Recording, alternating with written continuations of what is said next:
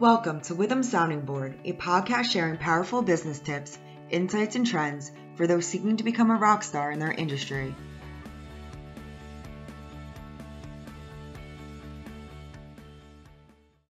Good day and welcome to Witham's Lodging Insights and Innovations podcast. My name is Lena Combs. I'm a partner here at Witham and the practice leader of the firm's hospitality services team. Today I have with me Stuart McCollum, who's a partner and practice leader of our consumer product services group. Today we'll be talking about the Work Opportunity Tax Credit, or WOTC, for the lodging industry. Thanks, Stuart, for being here. Hey, thank you for having me today. Yeah, glad to talk to you today. So, of course, in the accounting profession, we love acronyms, right? So we have to shorten everything. So the Work Opportunity Tax Credit, which we'll be referring to as WOTC today for the sake of everyone's ears.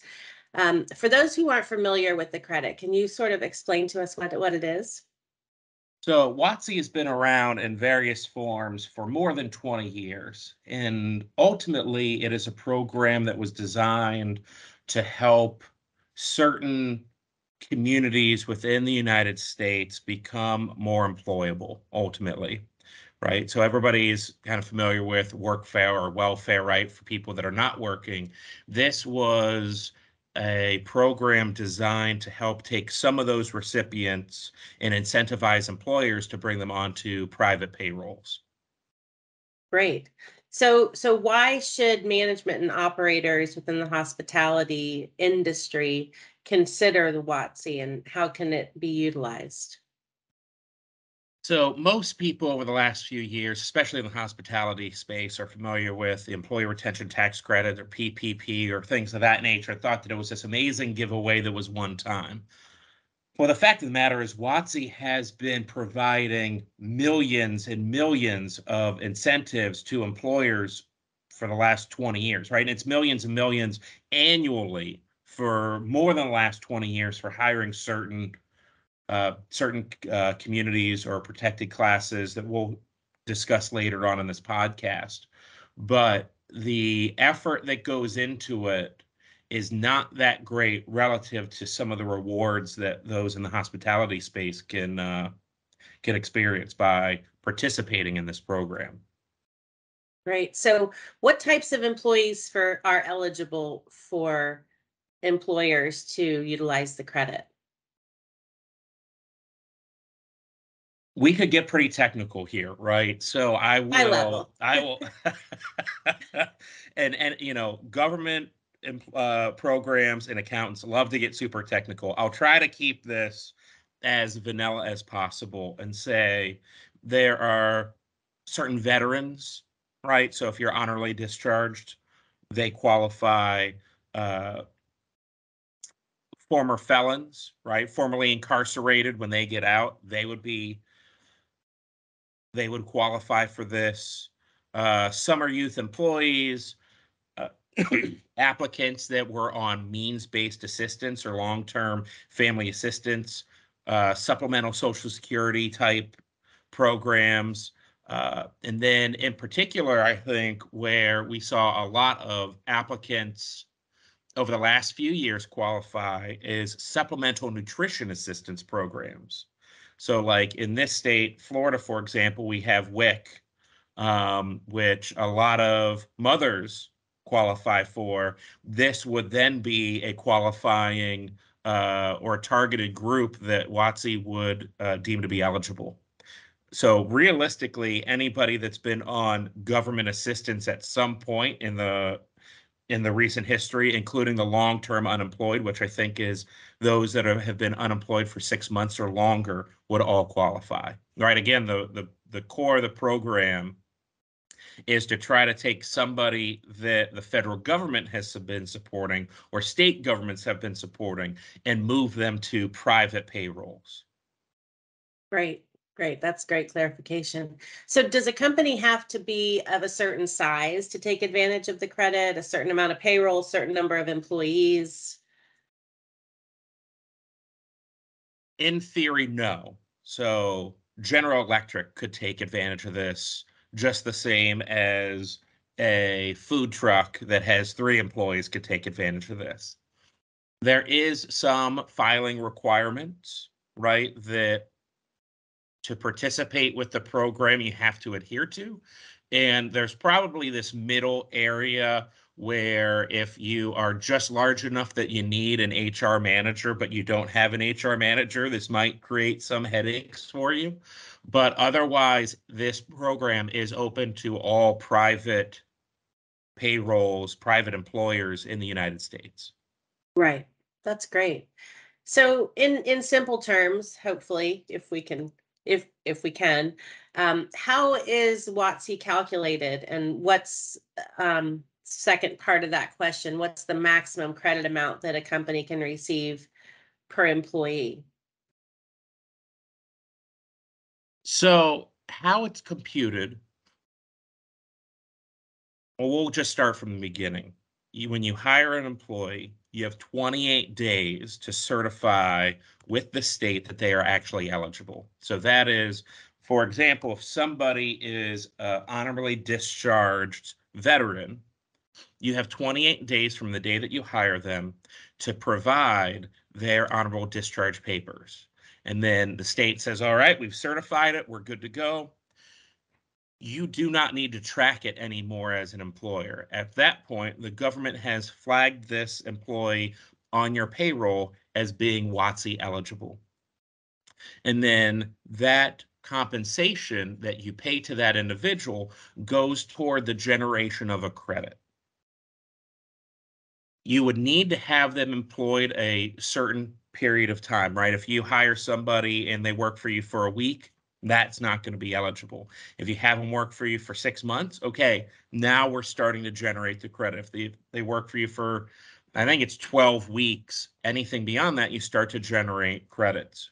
Those credits are based upon how much you pay the employee. So if you have, again, we'll stick with the government contract or the former veteran, you bring them on and they have a $200,000 a year job working for a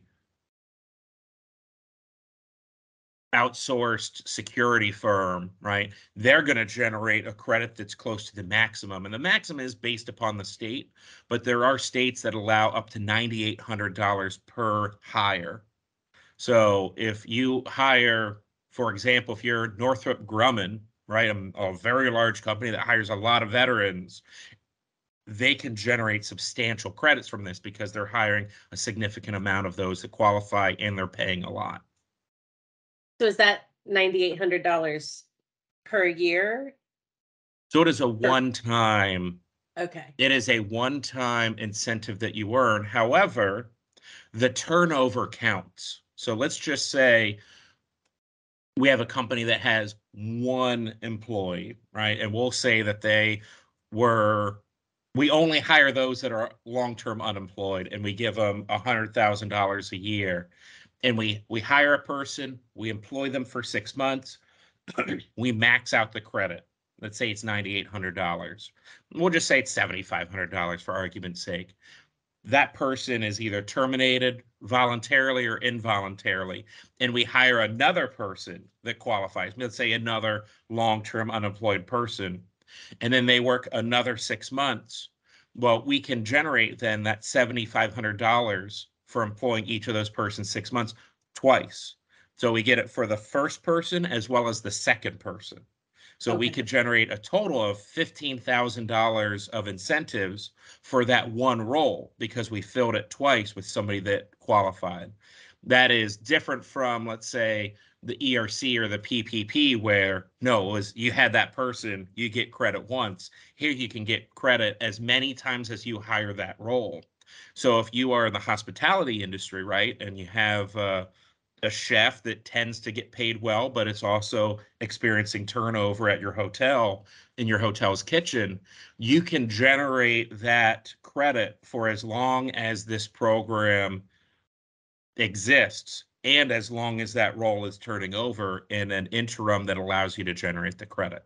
This is why I was saying, PPP and ERC, everybody had heard about, but there is significant amount of funds being paid out to this program every year that many business owners are not aware of.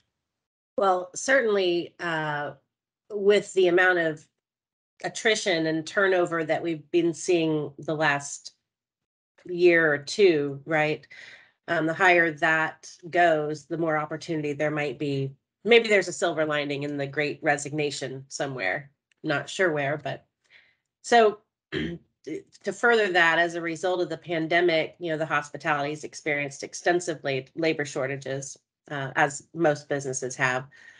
And so as they continue rehiring employees, what best practices should management consider to, keeping this credit in mind and to be able to utilize the full benefits available to them? Most executives we talk to say, don't worry about my WOTC. My current accountant takes care of it at the end of the year. So once I hear that, I know that they're not really participating in it. So with WOTC, as I mentioned a little bit earlier, you have 28 days from when that person is hired to certify that hire. So if you hire somebody today, and let's just say they are a person on means-based assistance that's long-term unemployed and a veteran, by all situations, they're qualified. But you don't certify it with the state within 28 days, that credit is lost forever. So this is a program that does take some proactivity to participate in. It's not like a PPP or ERC that you file for it whenever, year end, whenever you get your payroll tax return, we'll go ahead and do it. This does require you to stay on top of it, which is why I was saying that some of the firms that are just big enough, or companies are just big enough that they probably need an HR manager, but they don't have, this is where they struggle, right? Because you have to stay on top of it. But for those that do have an HR team or an HR manager or somebody that oversees hiring, these bonuses, these incentives that we generate from participating in this program, I feel like could be used as an incentive to those HR managers to stay on top of this, right? So for example, if you were the HR manager of a large hospitality group and said, Lena, here's the deal. If we can clear more than $100,000 a year in WOTC credits, I will give to you and your HR team $7,000. And if we clear more than $200,000 of these credits, you can participate, for $15,000 for you and your team or something of that nature. Because HR managers already have at least one full-time job. Many of them wear many hats within these organizations. Yeah. But if you can put a structure, a process in place where people are being incentivized for staying on these programs, the upside for these organizations in the hospitality space could be massive. Sounds good. Sounds like some money's being left on the table that people definitely need to know about and get proactive in going after, to the extent that they can. Without a doubt, when you think about WOTC eligibility, about 20 to 25% of those in the United States are eligible. Whether you certify or not is up to you. So Stuart, to the point of the conversation that we just had, are there any companies out there or strategies that some of these smaller organizations can implement where it might be onerous on the team that they have to apply for, identify, and keep track of the credits? Are there some systems out there that can be helpful to them? Some payroll providers offer this service, although you need to make sure that you're staying on top of it, right? Just because everybody has access to this program now, and most people generate precisely $0 from the program. So telling your payroll provider that you want to participate, again, without having the processes in place, doesn't pay the dividends that you're expecting. I know here at Witham, we're actually developing a tool, an automated tool, such that it reduces, if you look at WOTC, the actual application, it suggests that certifying and participating in the program amounts to 6 hours per applicant. Well, I don't know. That's a lot. Yeah, I don't know any HR manager that's got 6 hours times however many people they've hired that month, in any month, to stay on top of it. So there are some tools, like here at Witham, we're producing right now and going to market with an automated tool such that the time requirement is probably 5 minutes a month, 10 minutes a month compared to 6 hours. And that we're seeing kind of as a democratization of this for middle market hospitality and restaurant companies out there, that for which they can generate 6-7 figures of these credits a year, but just don't have a process in place currently. Right. So you can reduce the time. You still have to have someone who's keeping track of the process and initiating it and that type of thing, but it reduces the amount of time required to actually get the benefits of the credit. Correct. And that's the biggest hurdle, right? Is there's not enough time. Time is infinite. There's just not enough of it. That is a true statement. Well, thank you so much, Stuart, for joining me today and talking about this timely, although 20-year-old topic, providing your insights to the lodging industry. If you have any questions about today's podcast, please reach out to us through withum.com/hospitality.